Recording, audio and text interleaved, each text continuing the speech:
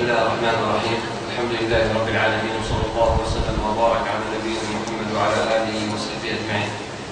توقفنا عند قول المصنف رحمه الله تعالى: وأشهد أن لا إله إلا الله وحده لا شريك له إقرارا به وتوحيدا. ومن اليوم تكون طريقتنا في الشرح. الشيخ جمال يقرأ وأنا أعلق على ما يجب التعليق عليه. بسم الله، الحمد لله والصلاة والسلام على رسول الله. قال الشارع رحمه الله: الحمد لله والصلاة والسلام على رسول الله. قال المؤلف رحمه الله: وأشهد أن لا إله إلا الله وحده لا شريك له إقرارا به وتوحيدا، وأشهد أن محمدا عبده ورسوله صلى الله عليه وعلى آله وصحبه وسلم تسليما مزيدا. قال الشارع رحمه الله: تفسير الشهادة: وشهادته سبحانه تكون بقوله وفعله وتأييده لرسوله بالنصر والمعجزات والبراهين المتنوعة على أن ما جاء به هو الحق المبين.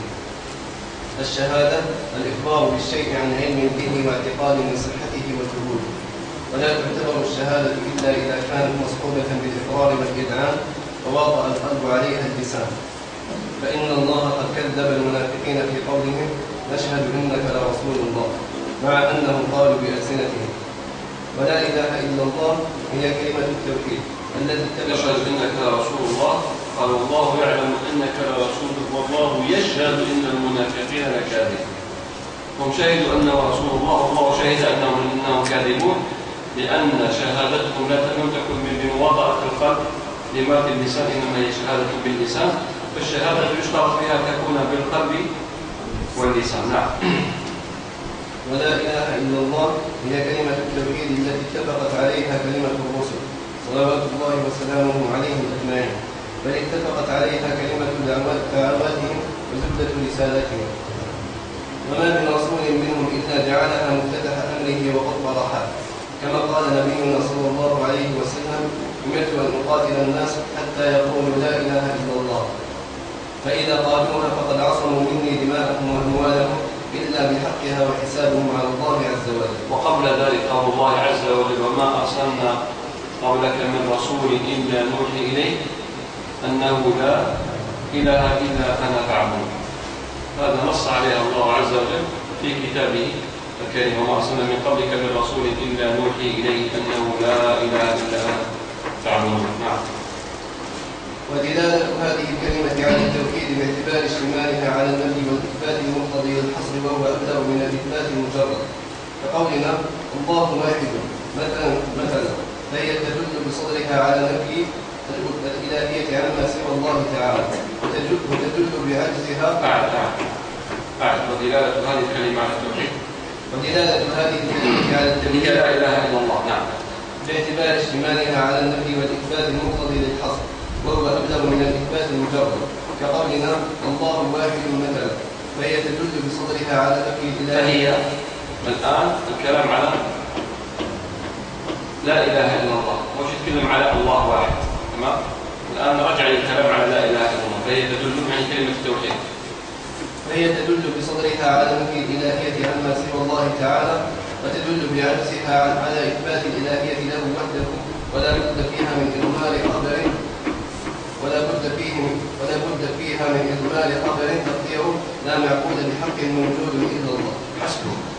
يقول كلمة التوحيد دلت على التوحيد لا إله إلا الله، لأنها لها صدر ولها عجز، لها شطر أول ولها شطر ثاني. الشطر الأول لا إله، والشطر الثاني إلا الله. وهي أبلغ من قولك الله واحد. لو قلت الله واحد، الله واحد أفدت بأن الله مبتدأ وواحد خبر. تمام. أخبرت بأن الله واحد، لكن إخبارك بأن الله واحد بالنفي والإثبات أدل. إذا قلت لا إله إلا الله، واضح، لأنها فيها نفي وإثبات، وأقوى أدوات الحصر هي لا مع إلا، لا وإلا، واضح، أقوى أدوات. هناك حصر إنما الله واحد، الأدوات الحصر إنما، الحصر بضمير الفصل، الله هو الواحد. لكن أقوى أدوات الحصر بلا إله إلا الله، لا إله إلا الله. وهو يقول أبلغ من قولنا الله واحد. قوله بعد ذلك ولا بد فيها من إضمار، لأن عندنا لا هنا تسمى في علم النحو لا نافية للجنس. لا رجل في الدار، لا رجل في الدار، رجل اسم لا مركب معها مبني على الفتح، تمام، في محل نصب، اسم لا النافية للجنس. إذا قلت لا رجل في الدار لابد أن تقدر خبر متعلق خبر محذوف يكون متعلق بالجار، تقول لا رجل موجود أو مستقر أو كائن في الدار. إذا قلت لا إله إلا الله، ما هو الخبر المقدر؟ عندك لا وعندك اسمه اللي هو إله، لا إله. ما هو الخبر؟ قال الشيخ رحمه الله ولا بد فيها من إخبار خبر تقديره لا معبود بحق موجود. والظاهر العلم عند الله أنه ليست الخبر الصحيح، التقدير الصحيح هو بحق ليس موجود. لأن على قول لو قال أن موجود، لماذا قلنا هو يريد موجود؟ والمحقق قال يعني المؤلف أن هذه الكلمة هي موجود تقدير لخبر مستتر للا نافية للجنس. لماذا قلنا ليس هذا هو الصواب؟ أن إذا فهمت الكلام قلت لا إله لا معبود بحق موجود، ممكن بدلالة المفهوم، إلا إذا قلنا أنه موجود هنا كما يقول وصف كاشف لا مفهوم له، تمام؟ سأشرح لكم ما معنى وصف كاشف لا مفهوم له. إذا كان هذا الكلام مراد ماذا هو الخبر لا معبود بحق موجود، إذا يمكن أن يقال يفهم منه ممكن أن يكون هناك معبود بحق غير موجود، صح ولا لا؟ غير الله. ويقول لا معبود بحق موجود إلا الله، صح؟ إذا ممكن أن تفهم أن هناك معبود بحق غير موجود ليس هو الله، ليس هذا هو المقصود. لذلك هم قالوا لا إله إلا الله، لا إله موجود، أنكروا هذا التقدير. هو أضاف بحق، والأصل أن يقول لا إله حق بدون موجود ولا موجود، كانوا لا بد أن يكون موجود. واضح؟ تقدير الموجود لا علاقة له. كل من قدر موجود لم يتفطن لقضية استحقاق العبادة كالمتكلمين وغيرهم الذين يقولون لا إله إلا الله لا خالق إلا الله. واضح؟ هو لما يقول لا إله موجود، تمام، موجود هذه وجودها كعدمها. لما قال لا إله بحق هذا هو الحق، لكن هو الخبر، فكان ينبغي أن يقول لا إله حق،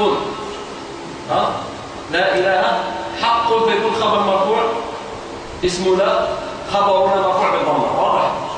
لذلك نقول احنا إذا قلنا ما تعرف العبادة لا إله إلا الله، نقول لا إله يستحق العبادة، صح؟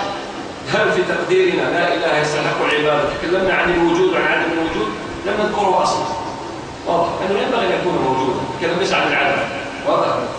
فقوله تقديره موجود لا، صوابه تقديره لا إله حق لا معبود حق إلا الله.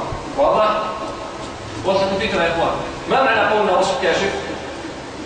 صارت تأتي جملة وزعها شيء، وزع جابها الشيء، طيب وزع. ما معنى وصف كاشف؟ الوصف الذي يكون موجود لكن لا مفهوم له، كما الآن لما أقول لا معبود بحق موجود، قد يقول قائل موجود يعني مجرد ذكره فقط، لكن لا يفهم منه أن هناك معبود بحق غير موجود. إذا أصبحت هذه الكلمة موجود وجودها كعدمها، صح ولا لا؟ الكلام كله بقولنا بحق، لا إله بحق إلا الله، أما باقي الآلهة فهي آلهة باطلة. مثل قولنا فاجتنبوا الرجس من الأوثان، من الأوثان، الرجس من الأوثان، هل يمكن أن تكون من للتبعيض؟ يعني الرجس من الأوثان، يعني بعض الأوثان رجس وبعض الأوثان ليس برجس. ممكن أن تكون بعض الأوثان رجس وبعض الأوثان ليس برجس، فيقال هذا من الأوثان وصف بالجار والمجرور، وقال وصف كاشف. كل الأوثان رجس، تمام؟ كما قال الله عز وجل في قوله تعالى ومن يدعو من دون الله إلها آخر لا برهان له به فإنما حسابه عند ربه. هل هناك في قولنا في قول الله لا برهان له به، هل نقول هذا وصف له مفهوم؟ هل هناك إله آخر غير الله له عليه برهان؟ لا. إذن هذا يسمى وصف كاشف لا مفهوم له. كل إله غير الله ليس للإنسان عليه برهان. ومن يدعو مع الله إلها آخر لا برهان له به. هل هناك إله آخر له عليه برهان؟ إذن هي مجرد يقولون وصف كاشف لا مفهوم له. واضح؟ اتضحت ما معنى وصف كاشف؟ طيب اقرأ. وأما قوله وحده لا شريك له فهو تأكيد لما دلت عليه كلمة التوحيد، وقوله إقرارا به مصدر مؤكد لمعنى الفعل أشهد، والمراد إقرار القلب واللسان. وقوله توحيدا أي إخلاصا لله عز وجل في العبادة، فالمراد به التوحيد الإرادي الطلبي المبني على توحيد المعرفة والإثبات. حسب. يقول وأما قوله لما قال وأشهد أن لا إله إلا الله، هل تكلمنا عنها؟ وحده لا شريك له، قال فهو تأكيد لما دلت عليه كلمة التوحيد. وتفصيل ذلك وحده تأكيد للإثبات، لا شريك له توكيد للنفي. قل لا إله إلا الله، تأملوا معي، لا إله إلا الله وحده تأكيد لإلا الله، تمام؟ لا شريك له تأكيد للا إله. واضح؟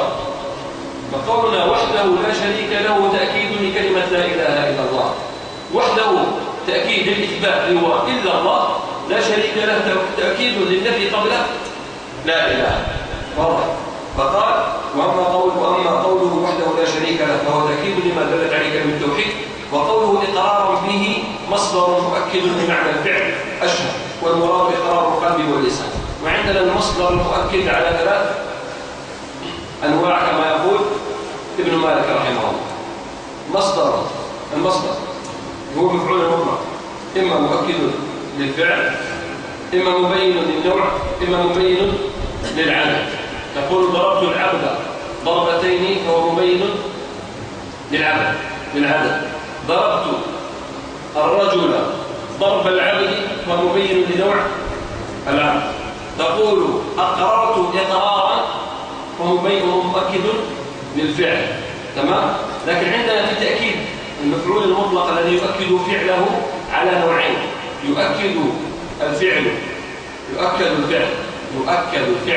بمفعول مطلق من لفظه، ويؤكد الفعل بمفعول مطلق بمعنى. تقول جلست جلوسا، هذا مفعول مطلق مؤكد لفعله بلفظه. تقول جلست قعودا بمعنى. واضح؟ إقرارا مؤكد للفعل من لفظه أو بمعناه، لأنه ماذا قال؟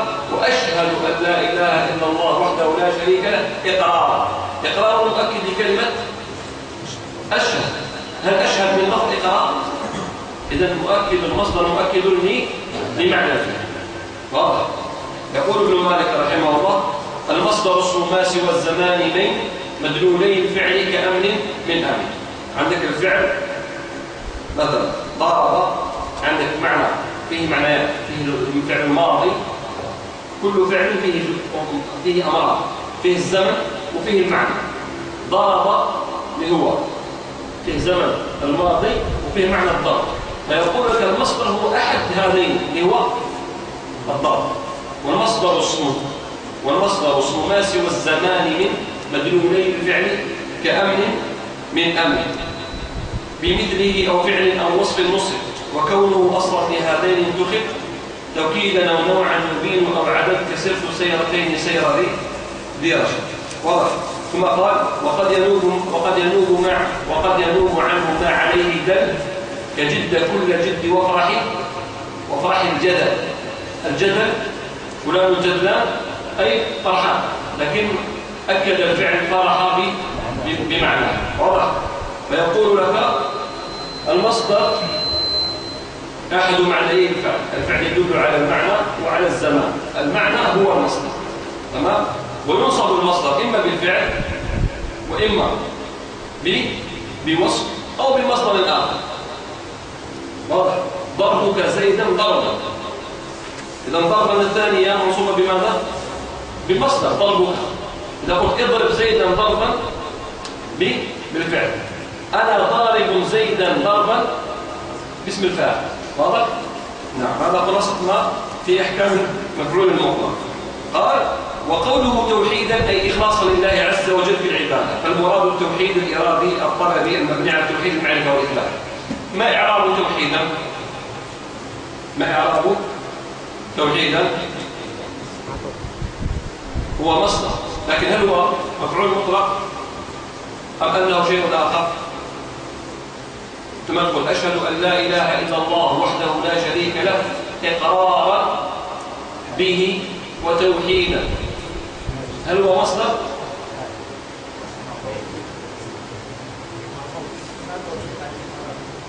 معطوف على إقرار ما هو؟ يعني مصدر كذلك؟ إذا كان معطوف على إقرار هو مصدر.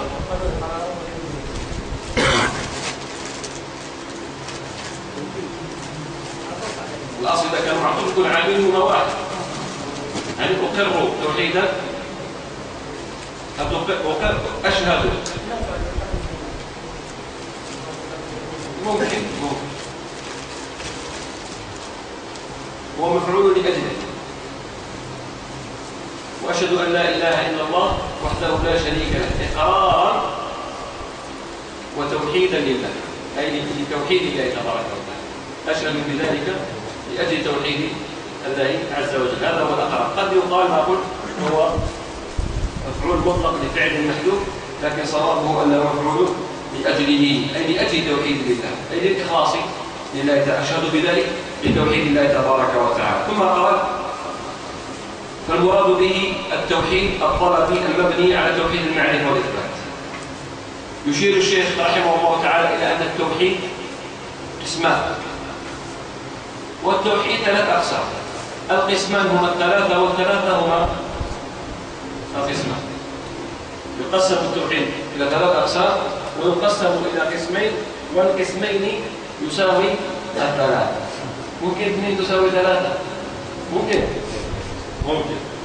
طيب، توحيد الطلبي الإرادي. ما معنى التوحيد الطلبي الإرادي؟ توحد الله بما أراد منك وما طلب منك.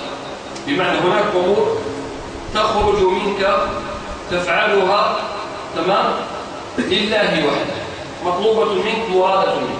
هذا التوحيد الطلبي الإرادي اللي هي توحيد العبادة، توحيد الألوهية.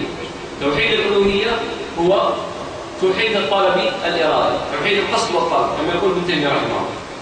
التوحيد الثاني هو توحيد المعرفة والإثبات. هذا لا يتطلب منك فعلا، إنما غاية ما يطلبه منك هذا التوحيد هو اعتقاد، أن تعتقد. توحيد المعرفة والإثبات أن تعلم وتعرف وتعتقد فقط. ماذا تعتقد؟ تعتقد كل ما هو خاص بالله سبحانه وتعالى، وهذا يشمل قسمي التوحيد: توحيد الربوبية وتوحيد الأسماء والصفات. توحيد الربوبية أن تعتقد أنه لا خالق ولا رازق ولا مالك ولا مدبر إلا الله. هذا اعتقاد ولا لا؟ هل تفعل شيء مما تعتقد؟ لا تفعل، تعتقد. وتعتقد أن الله عز وجل سميع بصير حكيم عليم ليس كمثله شيء وهو سميع بصير. هذه كلها اعتقادات، صح؟ فتجتمع هذه العقيدة كلها في توحيد المعرفة والإثبات. فتوحيد المعرفة والإثبات يشمل نوعي التوحيد، واللذان هما توحيد الربوبية وتوحيد الألوهية، لأن كلاهما من باب الاعتقاد والمعرفة والعلم. يقابلهما التوحيد الثاني هو توحيد الطلب والقصد، هو توحيد العبادة، وهو أنك تفعل أشياء لله وحده. إن شئت أقسمها فقل توحيد الألوهية وتوحيد الربوبية وتوحيد الأسماء والصفات، لا إشكال. إن شئت أن توحدها في توحيد واحد وتقول إفراد الله تبارك وتعالى فيما يجب أن يفرد به، فلا كذلك. لذلك الجهول الذي يعني يمارس مهنة البهلوانية ويضحك الناس أقام الدنيا وأقعدها من أجل تقسيم التوحيد إلى 3 أقسام و4 أقسام يسقط، والإنسان على كل حال سيوقع في مزبلة التاريخ. التوحيد باختصار إثبات الله عز وجل وإفراد الله عز وجل فيما يجب أن يفرد به.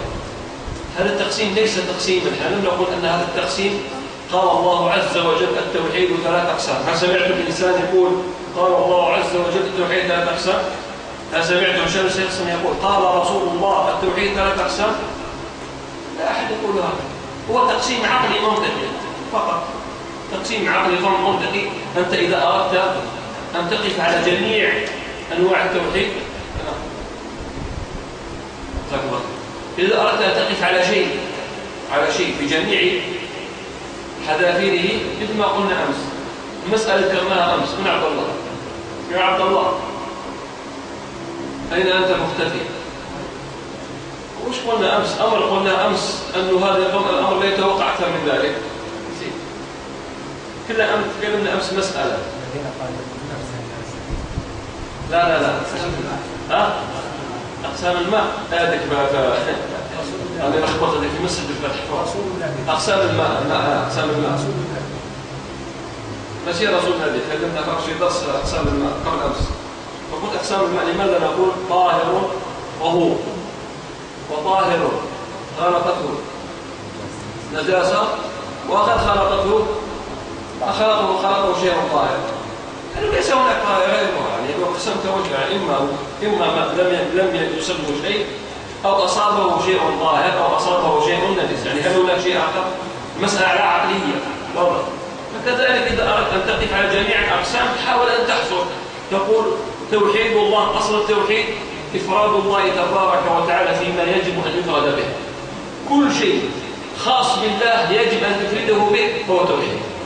أراد العلماء أن يقسموا حتى يقف الإنسان على جميع أنواع التوحيد، فقالوا توحيد الربوبية وتوحيد الألوهية وتوحيد الأسماء والصفات. أنا أستطيع أن أقول وقلتها توحيد وتوحيد أسماء والصفات.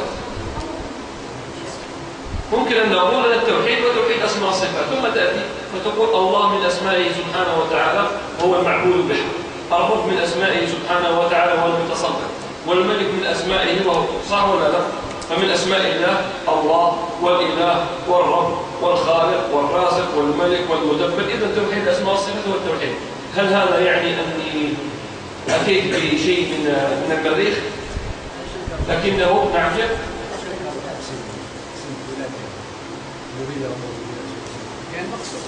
لا شك. المقصد هو أنك تحيط بجميع أنواع التوحيد. الذي أنكر لا شك هو يريد شيئا آخر. بالله خالق هم المتكلمون كما سبق وذكرنا. المتكلمون يقولون لا إله إلا الله لا خالق إلا الله، ونحن ننصفهم. من قال من المتكلمين لا يقصد أنه يجوز أن تصرف العبادة لله. ما في أحد من العلماء، لا أحد من المتكلمين ولا من شيء غير ذلك يقول لا إله إلا الله، يقول لا خالق إلا الله، معناه أنه يعتقد أنه يجوز أن تصرف العبادة لغير الله. هذا ليس بصحيح. هؤلاء الناس نحن نتكلم عن أهل العلم، تمام؟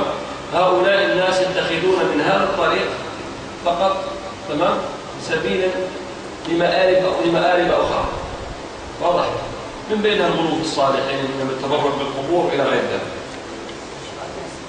نعم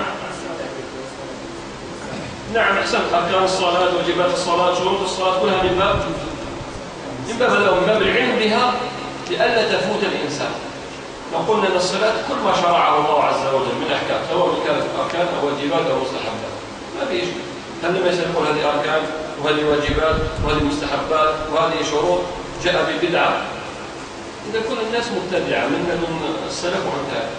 لكن هي هؤلاء مغرضون، نسأل الله عز وجل أن يفضحهم بالقريب العاجل، لأنهم والله إنها آفة عظيمة، آفة كبيرة أن يتصدر هؤلاء الناس ويلبسون على الناس، وأكثر العوام يحب هذا النوع من الناس لا أقول ما قاله غيري فيتورط، لكن ممن يتشبع بما لم يعطى، تمام؟ الناس أصبحت تميل إلى من يضحكها أكثر ممن يعلمها، ويظهر أنه كذاب يقينا. أنا أبصم أنه كذاب لأنه يختلق أسئلة لا يتصور إنسان عاقل يقول تلك الأسئلة وإذا كان أحمق شعب في العالم شعب. إذا كان الشعب يقول هذه الأسئلة ويطرح الأسئلة فهو أحمق شعب في الدنيا، لكنه يختلق الأسئلة ويأتي بالأسئلة مفبركة. تمام؟ بعد ذلك تقول من هذا الذي يسأل هذا السؤال؟ كيف جاء؟ واضح؟ يختلق ويفبرك. ما ممكن هناك أسئلة تطرح عليه لكن كثير منها يختلقها. يعني إذا كان أحمق شعب، إذا كان الشعب يسأل هذه الأسئلة فهو أردأ شعب في التصورات والتفكير. نعم. تمرد بالقبور هذه الأشياء. جينا إن شاء الله ستأتي. لا نتبرك إلا بما نص الشارع أن فيه بارك. نتبرك بماء زمزم، ونتبرك بتقبيل الحجر الأسود، ونتبرك بآثار النبي صلى الله عليه وسلم.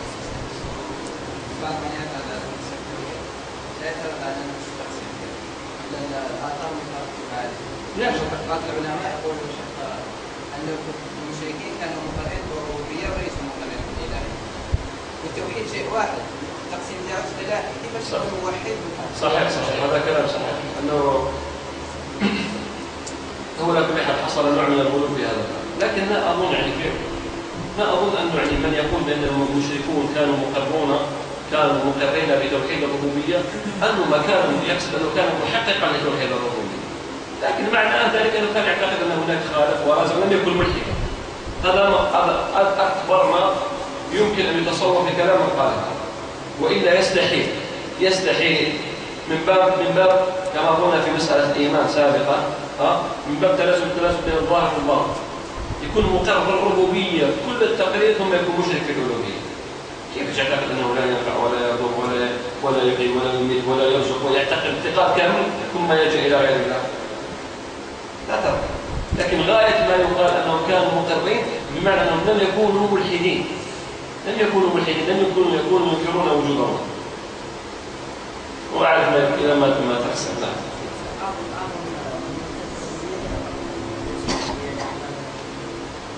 نعم هم قالوا وما يملكون إلا الدهر، وكانوا يعتقدون في آلهتهم أنها تنفع وتضر. لماذا كان العلم طبعا على ذلك؟ يدعون ما لا ينفع ولا يضر، صح ولا لا؟ لا اختلفنا، لكن أنت تقول المشركون كانوا مقرين بالربوبية، ليس بصحيح. كانوا مقرين بأصل الربوبية لأن وجود الخالق. يستحيل يصير المقر بتوحيد الربوبية موحد لله بالربوبية ومشرك في الألوهية. هذا ينبغي أن يكون عنده إشكالية في راسه، بمعنى يروح كما قلنا علاج نفسي مستحيل مجالات. هذه مسألة أخرى. لكن هل يعتقدون أنها تنفع أو تضر أو يعتقدون؟ لا أهم شيء كيف تنفع؟ هم يعتقدون أنها تنفع. فالله عاب عليهم ذلك، يعيب عليهم ما يعتقدونه. أنا عندي توجيه آخر في مسألة وما نعبدهم إلا ليقربونا إلى الله زلفى. عندي توجيه آخر سأذكره لكم فيما ما تبيعوني أنا ما أذكركم ما زلت أعرف حدا الذي يظهر لي بالعلم عند الله، وذكرته هذه مشايخي وفارح بها. هذا فرح بها المشايخ لا يضر من بعد ذلك من غضب، أنا يمني بعتبر. أما في قوله تعالى بداية آيته والذين اتخذوا من دون الله أولياء ما نعبدهم إلا ليقربونا إلى الله زلفى إن الله يحكم بينهم يوم القيامة فيما كانوا فيه يختلفون إن الله لا يهدي من هو مسرف كذاب. قلت في هذه الآية تكذيب لهم فيما ادعوا، واضح؟ تكذيب لهم فيما ادعوا. هم قالوا ما نعبدهم إلا ليقربونا إلى الله زلفى، قال لا نثبت كذا، ليس هذا هو الحق. أنتم تعبدونهم وتعتقدون فيه إن الله لا يهدي من هو مسرف كذاب. ولم أقف عليها عند غيري. أنتم تروني، الذي يعرفني يعرفني، أنا أستفيد فائدة أقول صاحبها لا أحب هذا الحديث يزعجني. المتشبع بما لم يعطى كلابس ثوبين زور. لكن تأملت فوجدت هذا وشيخنا وشيخكم يعني فرح بذلك. نعم.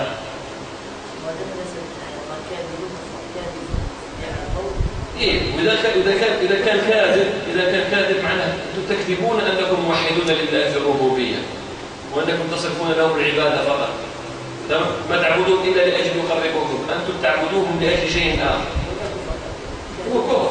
هو حتى لو كنا بغض النظر يعني ليس معنى ذلك أنهم لو عبدوهم لأجل يقربوا من الله زلفى وكانوا موحدين للربوبية لا يكفرون، لكن الله يكذبهم يقول أنتم لا تعبدونهم فقط لأجل أن يقربوكم من الله زلفى بل تعتقدون فيهم النفع والضر. وأكبر دليل الذي أعطاه ذاك الصحابي سيف الذي قلد إيش الصنم حمله وسيفه قال إن كنت ربما فدافع عن نفسك. كان يعتقد فيه. نعم.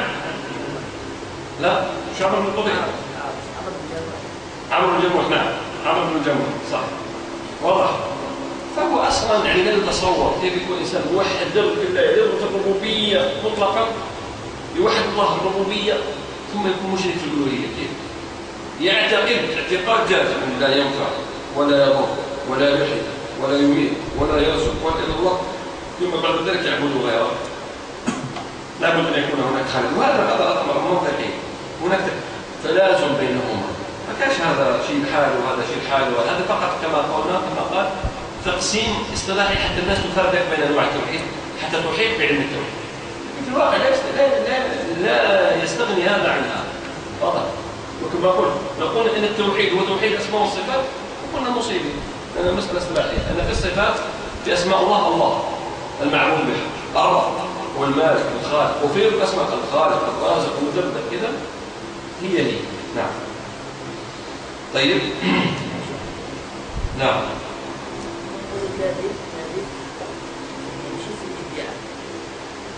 هذا ما في مشكلة على بالي تنبش، لكن يعني معليش مع كل احترامي أسمع لك أنا مقتنع.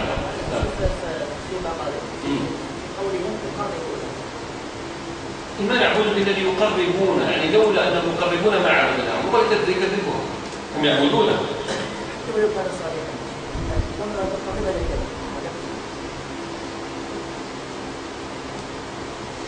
ليس بلازم، لأنه قد تكون مثلا يعني بعض الأمور شرعها الله عز وجل مقربة إليه وليست هي الله، ما في إشكال.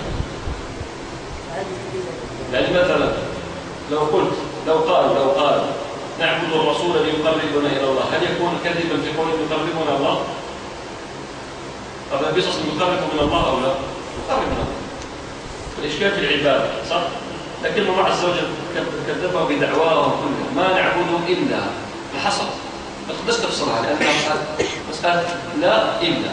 واضح؟ نعم. وأشهد أن محمدا وجعل الشهادة للرسول صلى الله عليه وسلم هذا شرح لقوله وأشهد أن محمدا عبده ورسوله صلى الله عليه وعلى آله وصحبه وسلم تسليما مزيدا. نعم. وجعل الشهادة للرسول صلى الله عليه وسلم بالرسالة والعبودية مقرونة بالشهادة لله بالتوحيد، بالإشارة إلى أنه لا بد من كل منهم فلا تغني إحداهما عن الأخرى، ولهذا قارن بينهما في الأذان والتشهد. وقال بعضهم في تفسير قوله تعالى ورفعنا لك ذكرك، يعني لا أذكر إلا ذكرت معي. أضبط إذا كانت المسألة غير مضبوطة ضبطها، إذا مش مشكلة، إذا مشكلة طيب. لا أذكر إلا ذكرت معي. وإنما جمع له بين وصفي الرسالة والعبادة والعبودية لأنهما أعلى ما يوصف به العبد. والعبادة هي الحكمة التي خلق الله الخلق لأجلها، كما قال تعالى وما خلقت الجن والإنس إلا ليعبدون. فكمال المخلوق في تحقيق تلك الغاية، وكلما ازداد العبد تحقيقا للعبودية ازداد كماله وعلت الدرجات. ولهذا ذكر الله نبيه بلقب العبد في أسمى أحواله وأشرف مقاماته، كالإسراء به وقيامه بالدعوة إلى الله والإيحاء إليه والتحدي بالذي أنزل عليه.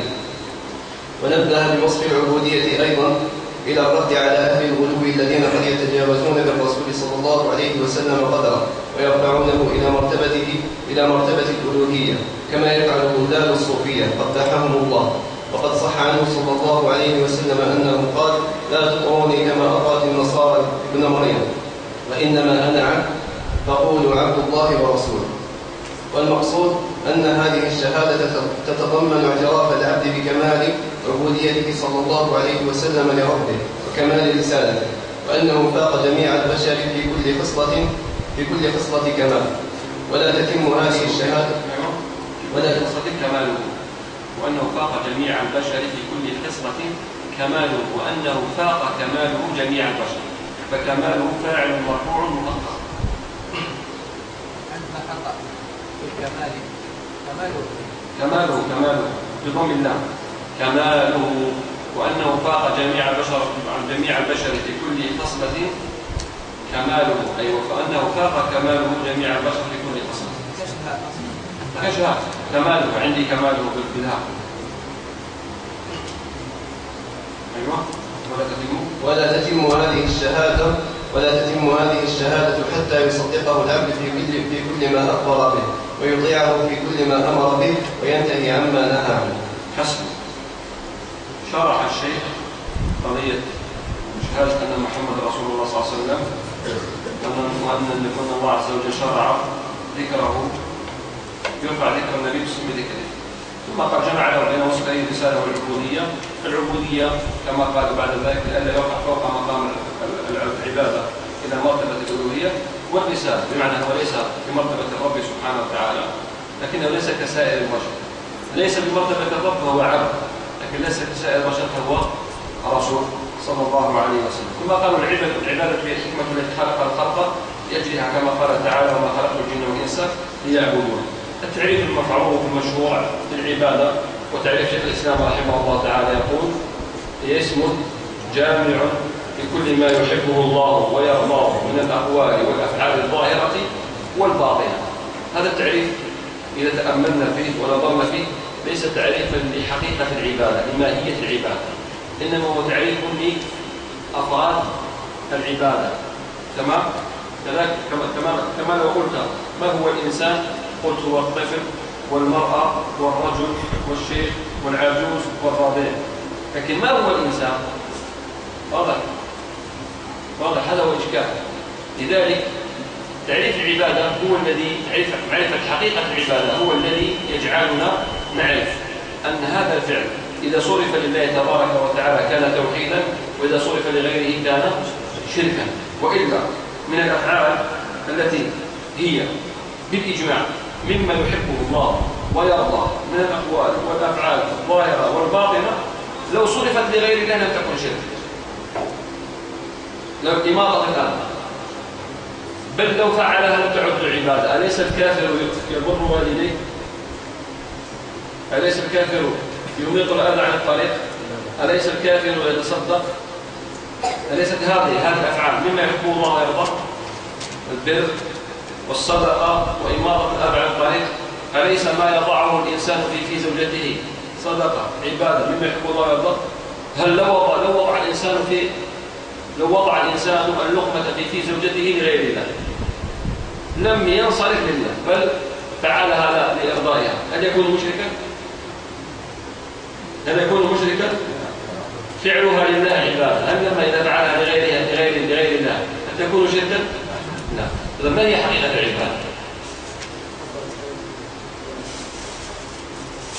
لا تكون العبادة عبادة حتى يصحبها شيء آخر.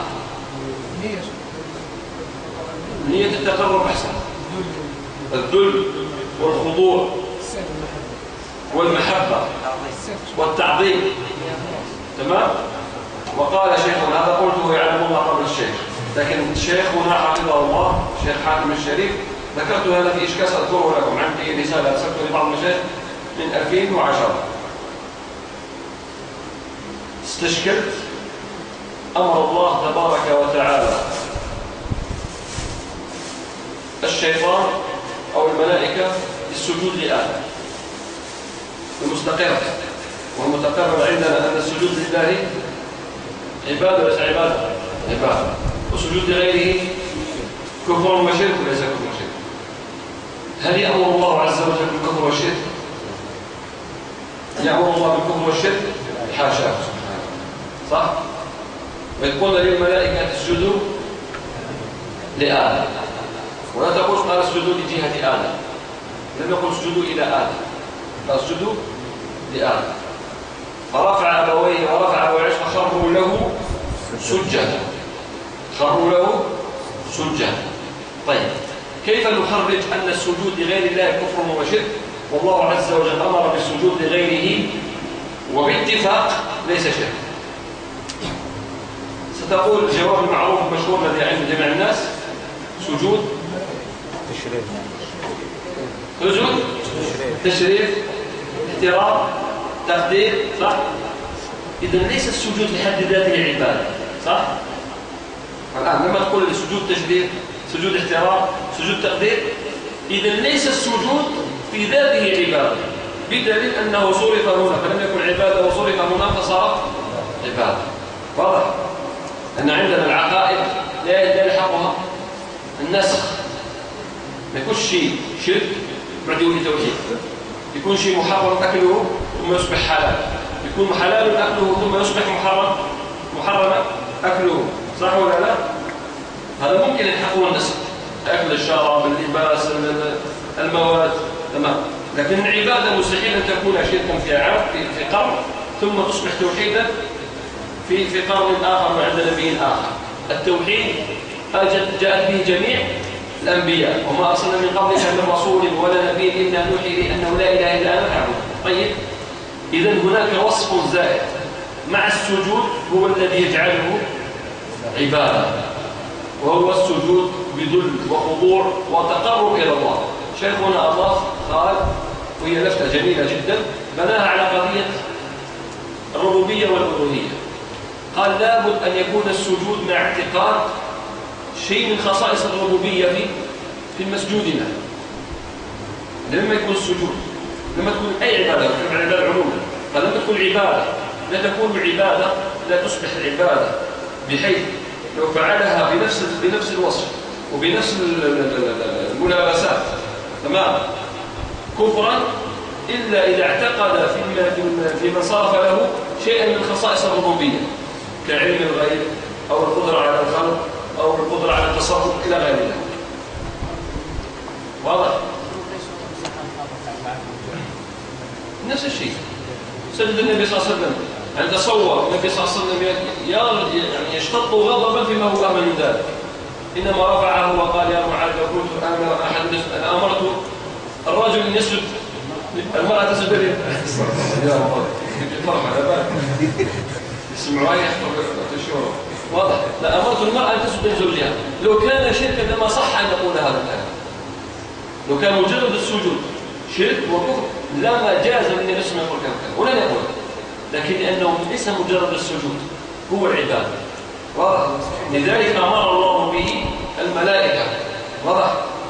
هذا يدفعنا إلى مسألة أخرى هي أعظم، وهي مش إشكال في التقرير فيما سيترتب على ذلك، أن لا نكفر كل ما رأيناه سجد لغيره ولو سجد، حتى نعلم أنه سجد على جهة. نعم؟ أي من باب أولى. أما قيام ابن تيمية أجاز ابن تيمية، أجازه من باب الاحترام والتقدير إذا كان عادة قوم وغير ذلك. فيترتب عليه أنه ما دام هذا الفعل ممكن أن يكون عبادة وممكن أن لا يكون عبادة، إذا لا تستطيع أن تكفر بالاحتمال حتى تقيم الحجة. واضح؟ نعم. وهذا ما يزعج طائفة معينة. هذا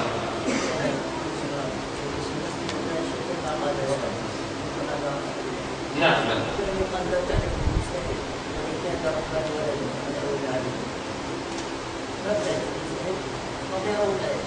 هذه الآية يصح الاستدلال بها لو كان النبي صلى الله عليه وسلم قالها، إنما أمره الله تبارك وتعالى لو صرت الله أمر بالسجود لغيره، هذا المقصود. الأمر الرجل له يفعل ما يشاء. هل يصح أن نقسم بغير الله؟ ما معليش أنا معك. هل استدلالك يكون صحيحا لو أثبتت لي أن النبي صلى الله عليه وسلم قال ذلك من نفسه؟ فهمت عليها؟ لو لم يقل الله عز وجل قل وقال النبي صلى الله عليه وسلم من نفسه لو كان للرحمن ولدا لكنت أنا أول العابدين، صح استدلاله. لكن لا يصح استدلاله ما دام أن الآمر له بأن يقول ذلك هو الله. قل إن كان للرحمن ولد، نعم، بمعنى الإذن بمعنى الإذن بالقول، مجرد قول قل إذن. فهمت؟ السياق مختلف بين الحديث والآية. لا شك. الآية على سبيل السخرية والاستهزاء. ومع ذلك صحيح، كلامه جميل يعني. هذا سبيل الإنكار وهذا سبيل الإقرار. لو كنت سأجيز لا سبيل الإنكار. مع ذلك لما يقول الله عز وجل قل فيه إذن، أنت يصح استدلالك لو كان هذا، لو قال الرسول من حلم من عند نفسه إن كان للرحمن ولد. إيه نعم. إيه قد تنكر الله عز وجل رب العالمين، ينكر بما شاء، ينكر بالمستحيل، ينكر بالمعدوم، ينكر الله عز وجل يقسم بما شاء. هل النبي صلى الله عليه وسلم أن يقسم بما شاء؟ لكن لو قال الله له قل والضحى، لا يصح تستدل بذلك تقول النبي صلى الله عليه وسلم بالضحى، لأن الله قال له قل. فهمت علي؟ يعني هناك إذن ليس محد. لكن هذا كلام مع معاذ، هو قال لو كنت آمرا أحد.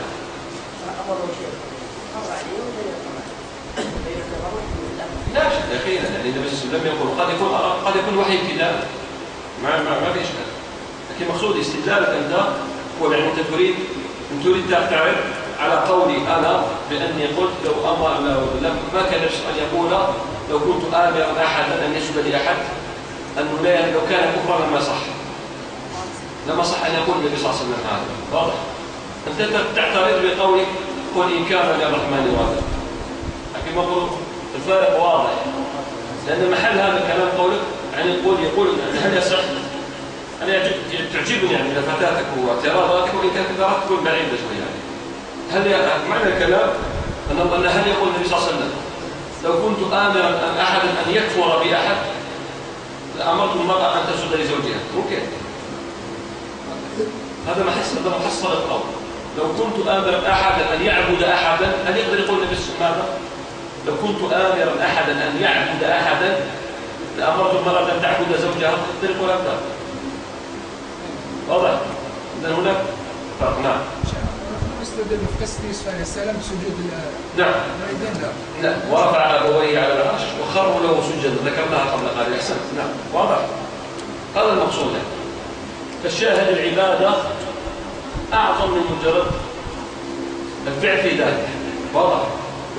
والله تعالى أعلم. هذا يتبنى عليه يعني ينبني عليه قضية تكفير. واضح؟ وش هذا الاستحلال؟ وكذلك ما هي العبادة؟ لابد أن نعرف العبادة، لأنه عندنا قاعدة اليقين لا يزول بالشك. الإسلام يقين لا يزول بالشك، لا نكفر الناس بالظن. واضح؟ والله تعالى أعلم.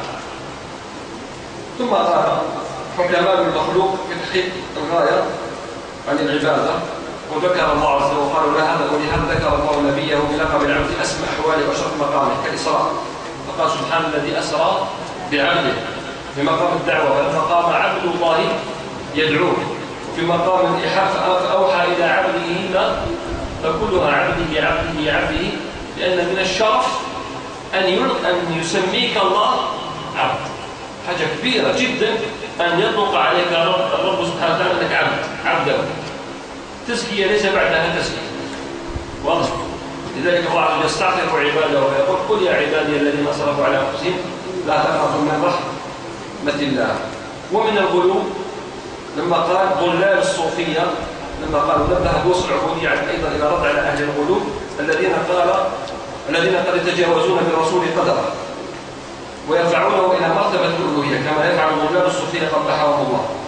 كما قال البوصيري، ماذا قال البوصيري على ما في قصيدة من جمال، لكن غلا فقال يمدح النبي صلى الله عليه وسلم قال ياك أكرم الخلق ما لمن ألوذ به سواك عند حلول الحادث العمل.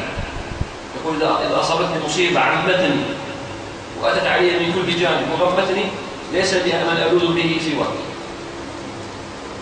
إن لم تكن آخذا يوم المعاد يدي، يعني إذا تنجيني يوم القيامة فضلا منك، تفضلا منك، أما أنا لا أستحق، وإلا فقل يا زلة القدم، إذا لم تنجيني راحت علي. هبت فإن من جودك الدنيا وضرتها، ومن علومك علم اللوح والقلم. يقول الشيخ ابن عثيمين رحمه الله، قال الحافظ ابن رجب ما دامت الدنيا، قال ابن رجب رحمه الله إنه لم يترك لله شيئا ما دامت الدنيا والآخرة من جود الرسول صلى الله عليه وسلم. قال فإن من جودك الدنيا وضرتها، ومن علومك علم اللوح والقلم. يقول الشيخ ابن عثيمين رحمه الله بعد ذلك ونشهد أن من يقول هذا الكلام، من يقول هذا ما شهد أن محمدا عبد الله ورسوله، بل شهد أن محمدا فوق الله ورسوله، فوق الله، ما شهد أن محمدا عبد الله، بل شهد أن محمدا فوق الله. يقول رحمه الله كيف يصل بهم الغلو إلى هذا الحد؟ العجب، العجب. تريد أن تلتمس للمصير مخرجا تجد له مخرجا لكي لا تكفره، لا بأس إن استطعت. نحن لا نتشوف كما قلنا، لا نتمنى تكفير الناس، صح ولا لا؟ لكن أن توجه الأبيات وتعتذر الأبيات وتريد أن هذه مصيبة، مصيبة. لذلك أنا كتبت مرة تغريدة فرحة بها بعض المشايخ، كنت كتبت غلاة الإنصاف. كان إنصاف وكان الناس غولة من الغلو في الإنصاف، ينصف أكثر من الإنصاف. كيف توجه عبارة مثل هذا وتريد أن بالقوة أن تحملها على لحم الحسن؟ ليس بصح. كلام في غلو، كلام في غلو. لو قاله غير هذا والله إذا كان قلنا نفس الكلام، ليس لأنه المصيب. لو قال أحد أئمة السلف لقلنا هذا كلام فيه غلو، كلام باطل لا يصح، وإن كان قد يخرج على أنه ليس بكفر. نعم. واضح؟ واضح. ثم لما قال غلاب الصوفية من باب الفائدة، الصوفية على ضربين: صوفية التي كان يطلقها بعض السلف والمراد بها التقشف بالزهد والتقلل من الدنيا وترك كثير من المباحات، تمام، والجائزات، تمام، من باب التقشف والتقرب إلى الله تبارك وتعالى، وهذا كان معروف لكثير من السلف.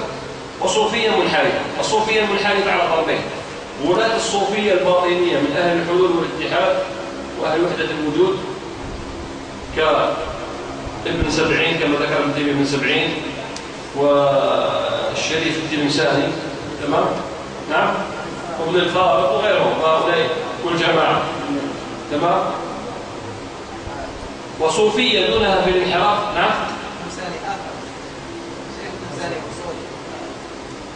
التلمساني، لا، العفيف التلمساني صح، ليس الشريف التلمساني صح، العفيف التلمساني، ليس الشريف التلمساني صاحب الكتاب مفتاح الوصول، نعم. وهناك صوفية دونها في الانحراف اللي هي الصوفية التي تعتقد بالتبرع بالصالحين، صوفية تعتقد بالمولد. لا شك أن هذه ليست كهذا. هؤلاء يعتقدون بوحدة الوجود، معناه الكون كله الله بما فيه الله، كل هذا الكون، نحن والجدار والماء والنبات والأشجار والبحار، هذه كلها الله. أو يعتقدون أن الله يحل في خلقه، يحل هل الحلول أو يتحد بخلقه، تمام. هذه هؤلاء غلاة الصوفية. ومن الصوفيين من يعتقد أن الله هو الخالق والرازق، لكن يعتقد بشيء من الخرافات.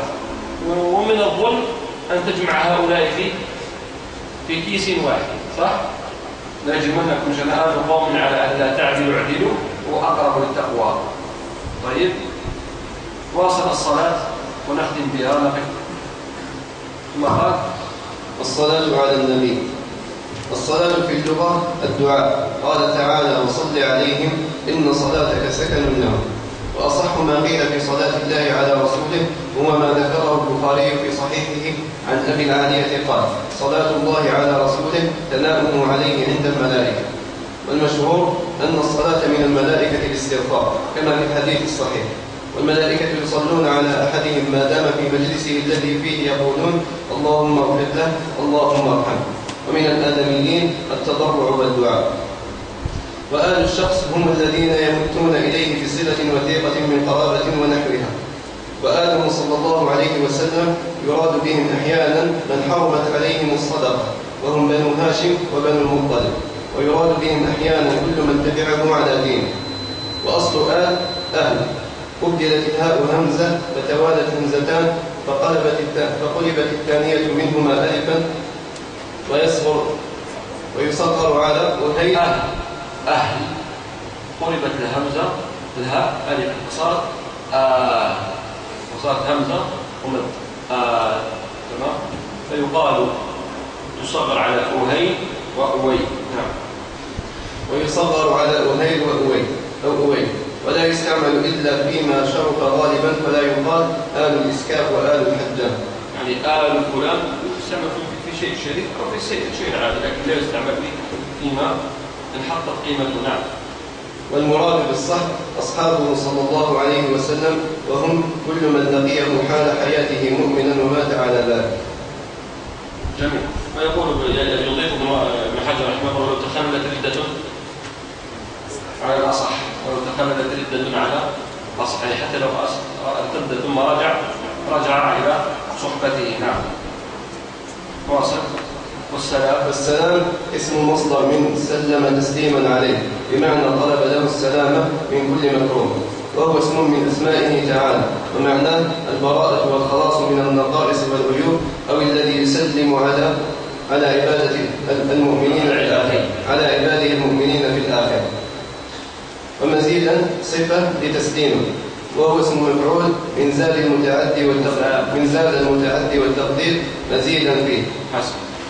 واضح. يقول الصلاة ذكر خلاف الصلاة، والصلاة تطلق بمعنى الدعاء، وتطلق بمعنى الثناء، وتطلق بمعنى الحقيقة الشرعية المعروفة، أفعال منصوصة في أوقات منصوصة بطريقة منصوصة.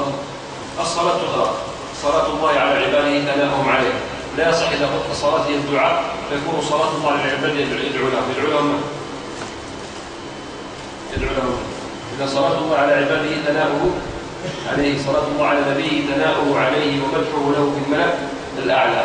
فالصلاة لها معاني كثيرة في لغة العرب حسب السياق. وصلي عليهم معناه ادعو لهم، إن صلاتك سكن لهم. تمام.